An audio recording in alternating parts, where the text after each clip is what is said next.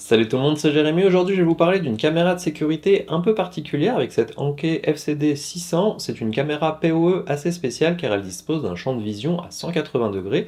Et pour faire cela, elle utilise deux objectifs. Ça lui donne un look particulier et permet en fonction de l'endroit de filmer toute une zone où sans cela, on aurait dû utiliser deux caméras pour faire la même chose.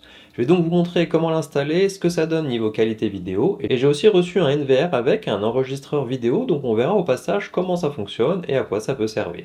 Pour l'unboxing, l'ensemble arrive en deux paquets car le NVR n'est pas obligatoire et il est vendu séparément. Pour la caméra, elle est fournie avec un sticker, un manuel d'utilisation, un câble Ethernet, un support en métal pour la fixer au mur et des vis ainsi qu'un guide de fixation et un connecteur pour protéger le branchement de l'eau. Concernant le NVR, il est lui aussi fourni avec un sticker, un manuel d'utilisation, une souris, un câble HDMI, une alimentation et des câbles SATA et alimentation pour le disque dur. Attention en fonction du modèle et du prix, certains ont un disque dur intégré ou pas. Pour la caméra, si on s'intéresse à son design, celle-ci a un look particulier avec l'avant qui dispose de deux capteurs de 6 mégapixels afin d'offrir le champ de vision à 180 degrés et elle est montée sur un pied qui va venir se fixer au mur.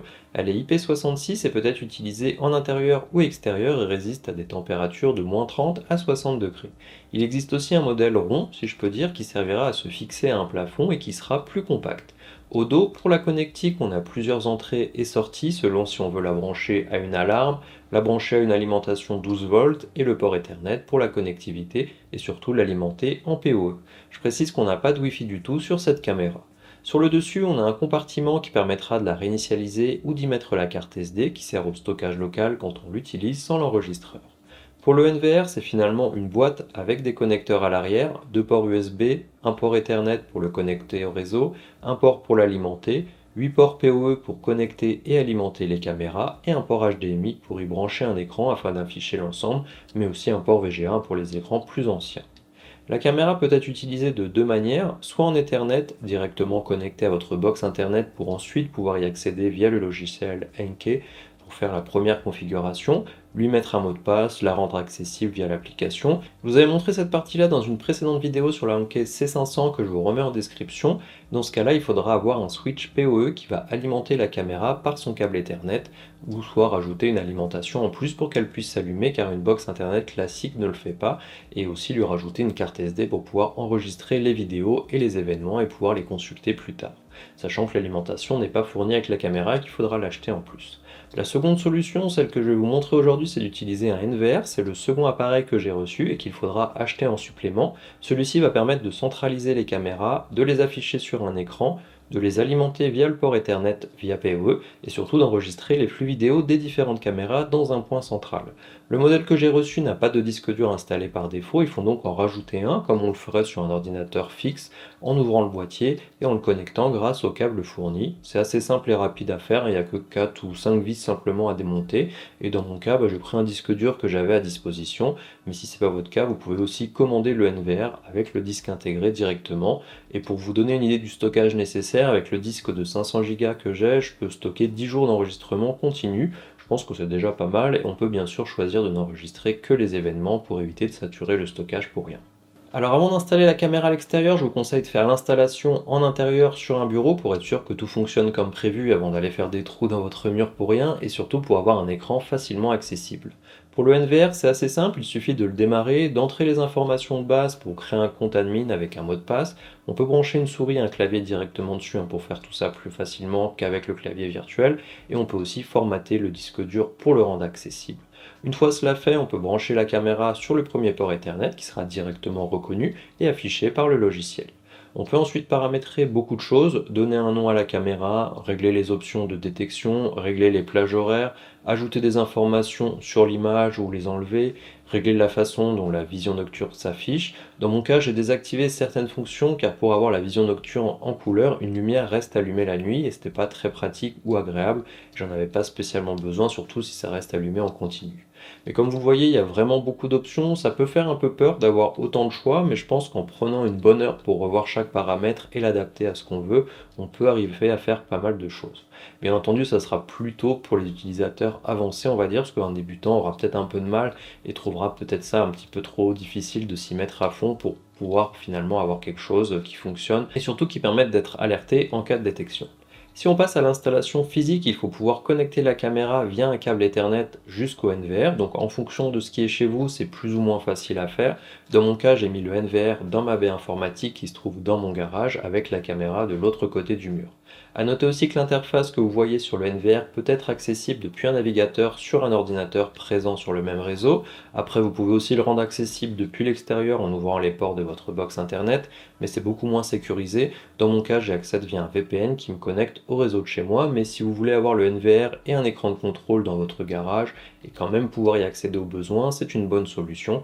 Mais il faut par contre installer un plugin sur votre ordinateur pour que l'affichage fonctionne. Et même avec, j'ai pas réussi à avoir l'image sur mon Mac ou sur Windows, mais j'ai pu récupérer des vidéos et accéder aux paramètres, donc dommage que la lecture soit pas plus simple à faire fonctionner depuis un navigateur. D'ailleurs, même si on utilise le NVR, celui-ci peut être rajouté à l'application Anke Vision, et de là on pourra afficher là où les caméras sans avoir à ouvrir des règles dans son pare-feu et y accéder plus rapidement, voir l'image en direct, revenir sur les événements ou revoir ce qui s'est passé précédemment. Et après, ça sera plus ou moins rapide en fonction de la connexion internet de votre domicile car tout est stocké dessus. Pour la caméra, un guide est fourni pour savoir où percer. J'ai voulu la mettre au même emplacement où était ma C500. Bien entendu, les trous n'étaient pas au même endroit, mais ça se fait assez rapidement avec les 4 trous à faire. J'avais par contre pas pris en compte le fait que la caméra était plus haute que l'ancienne, et du coup ça touchait le plafond. J'ai été obligé de la mettre à l'envers. Alors c'est vraiment pas prévu pour ça, car j'ai pas trouvé d'option pour retourner l'image sur le NVR ou dans l'application d'ailleurs. Donc dans mon cas, c'est juste pour essayer, mais c'est pour ça que vous verrez les écritures à l'envers pour l'heure et le nom de la caméra. Je vous mets quelques images en vous donnant les autres caractéristiques techniques. On a donc deux capteurs de 6 mégapixels pour avoir cette vision à 180 degrés et avoir une image plus large, mais c'est transparent à l'utilisation car les images sont fusionnées directement et ça donne un aspect 29e. On n'a pas de différence de couleur ou de luminosité sur la partie gauche comparée à la partie droite par exemple, mais si on se met vraiment entre les deux, on voit que la personne est un peu découpée quand même. L'objectif ouvre à f1.2 pour laisser entrer pas mal de lumière de nuit. La caméra dispose d'un micro et d'une sirène qui peut être utilisée individuellement ou raccordée à une alarme existante.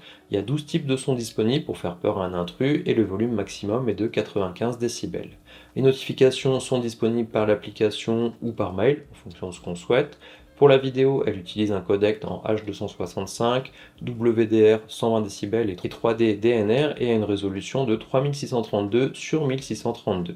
La vision nocturne est soit en couleur mais nécessite d'activer la lumière en plus, soit en noir et blanc avec l'infrarouge. Elle a un mode de détection avec intelligence artificielle pour détecter les personnes ou les véhicules si quelqu'un franchit une ligne ou entre dans une zone en particulier. Alors j'ai pas eu l'occasion de faire tous les tests que je voulais sur cette partie détection pour vraiment entrer en profondeur dessus, mais de ce que j'ai pu voir, ça fonctionnait bien pour détecter les personnes ou les véhicules et éviter d'avoir trop d'alertes finalement. Pour l'audio, une réduction du bruit ambiant est automatiquement appliquée pour se concentrer sur les voix entendues et on pourra parler via la caméra pour échanger avec la personne qui se trouve devant chez soi. Ça peut être pratique pour tout ce qui est livraison par exemple. La caméra prend aussi en charge le RTSP et le onde vif. Si vous souhaitez plutôt utiliser la caméra avec un NAS ou un autre système, ça peut être une solution. Il y a un point quand même que j'ai pas trouvé qui me semble dommage, c'est pour l'export des vidéos en dehors du NVR car celui-ci dispose d'un seul disque dur, donc si le disque dur tombe en panne ou le NVR en lui-même, on perd tout ce qui est enregistré dessus.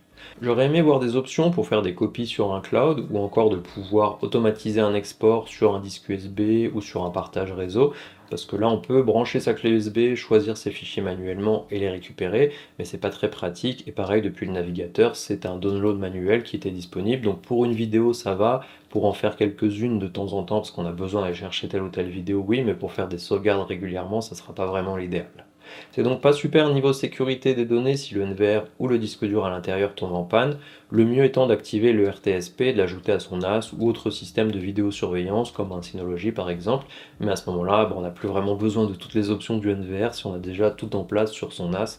Là où c'est pratique, c'est si on veut voir en direct toutes les caméras en y branchant un écran, comme dans un magasin par exemple, mais encore là il y a des NAS qui le proposent aussi, mais bon c'est vrai qu'à la maison, je suis pas sûr que ce soit le plus pratique pour beaucoup. Pour le prix, on la trouve à 129 € sur le site de la marque, et avec le code que je vous mets en description, vous aurez 25 € de réduction. Donc pour 100 € ou presque, c'est quand même intéressant pour un appareil PoE qui dans l'idée pourrait vous éviter d'en acheter deux pour couvrir une même zone.